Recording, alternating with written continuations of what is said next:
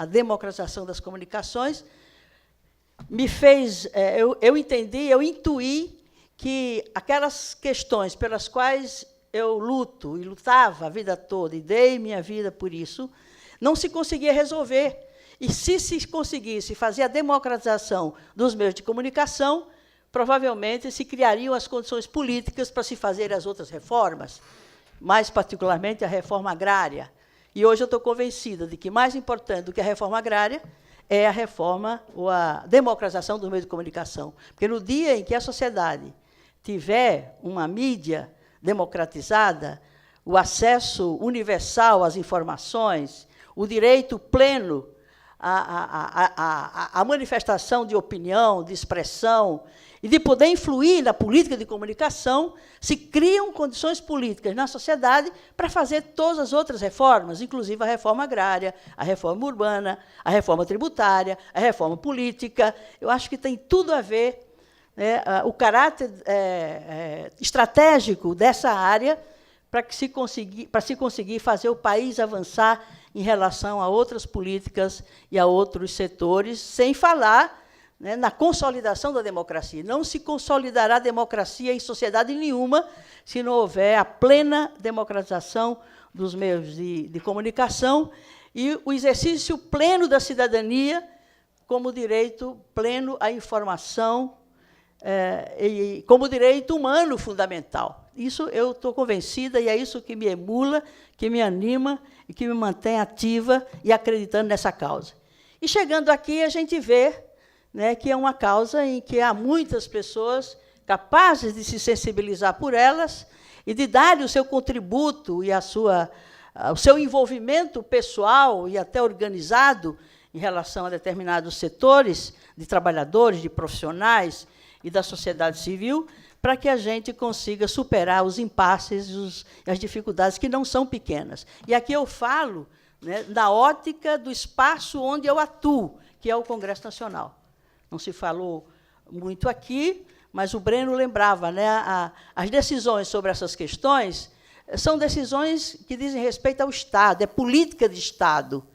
Não vamos nos imaginar com possibilidade de resolver e de dar respostas e dar saídas eficazes para essas questões, se não houver, da parte do governo, do Estado brasileiro, não do governo A ou B, mas do Estado brasileiro, no enfrentamento dos óbices, dos bloqueios, das dificuldades, das resistências enormes daquele segmento a quem não interessa a democratização dos meios de comunicação, porque eles estão há muito tempo, desde que tem comunicação no Brasil, muito bem atendidos em seus privilégios, em seus interesses, com a ausência de um marco regulatório. Não é que a gente precisa de um novo marco, não se tem um marco regulatório. Se tem medidas, se tem normas, procedimentos, né, determinados decretos, leis, numa absoluta desordem, e sem nenhuma coerência, e sem nenhuma concepção sistêmica, nós não temos um marco regulatório das comunicações sociais do país.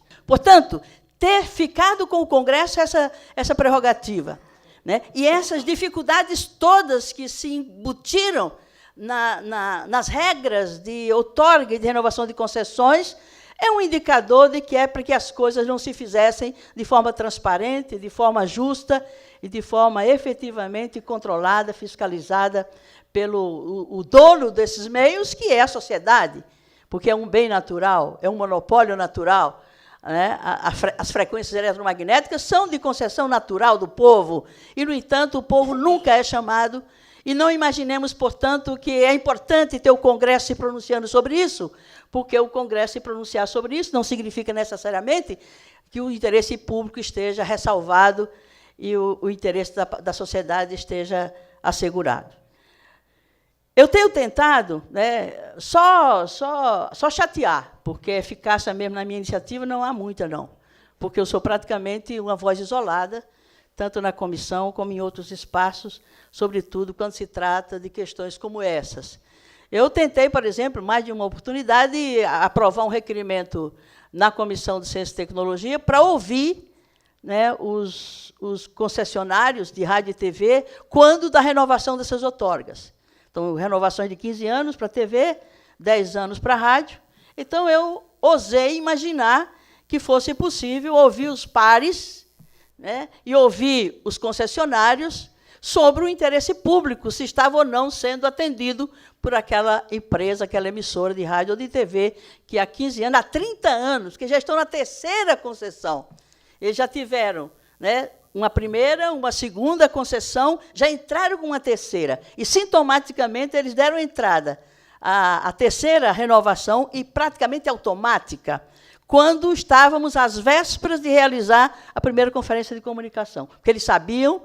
que, pela forma como a sociedade estava se mobilizando e se apropriando do debate sobre essas questões, realizar uma conferência que fosse representativa e qualificada em seus resultados, isso poderia ameaçar uma renovação automática de mais um período de 15 anos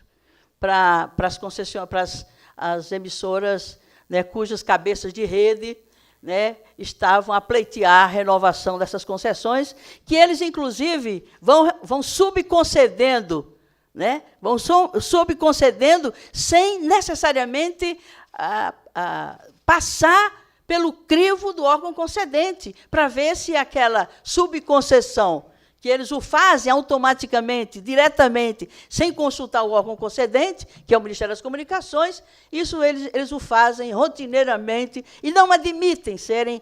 absolutamente cobrados, exigidos, e exigir explicações nenhuma. Em todas as oportunidades que eu entrei com requerimento, a cada processo que eles entravam de renovação da concessão, eu ficava com o meu voto sozinho, defendendo o requerimento, e sequer eu tinha presenças para conseguir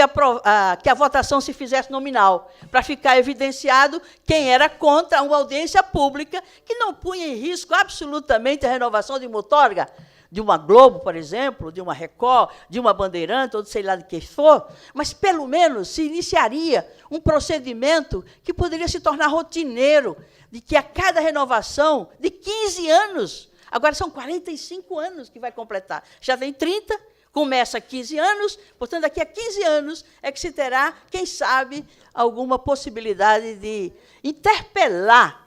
né, a partir do interesse público, o quanto essas emissoras, esses grupos, esses concessionários estariam ou não sequer cumprindo a legislação mínima que existe e que ordena a questão das outorgas, da renovação de concessões. Lamentavelmente, quando o governo, a área de comunicação, tinha uma proposta, e uma proposta que, ao nosso ver, né, incorporava muito daquilo que foi produzido, né, democraticamente, quando da primeira conferência de comunicação. A gente tinha a expectativa de que a proposta que viria da área de comunicação do governo, com certeza, referindo-se às resoluções da primeira conferência de comunicação, poderia ser um primeiro ensaio, né, uma primeira tentativa, uma primeira proposta de mudança de um quadro sistêmico das comunicações sociais no país, mas, lamentavelmente, tiraram o nosso ministro, veio um outro ministro, e até começar tudo de novo.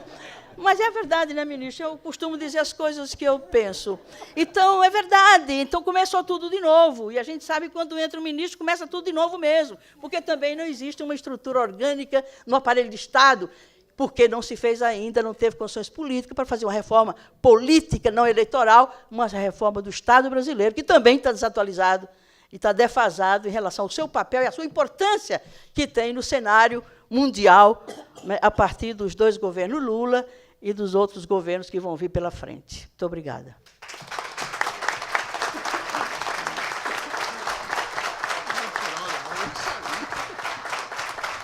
Não sei.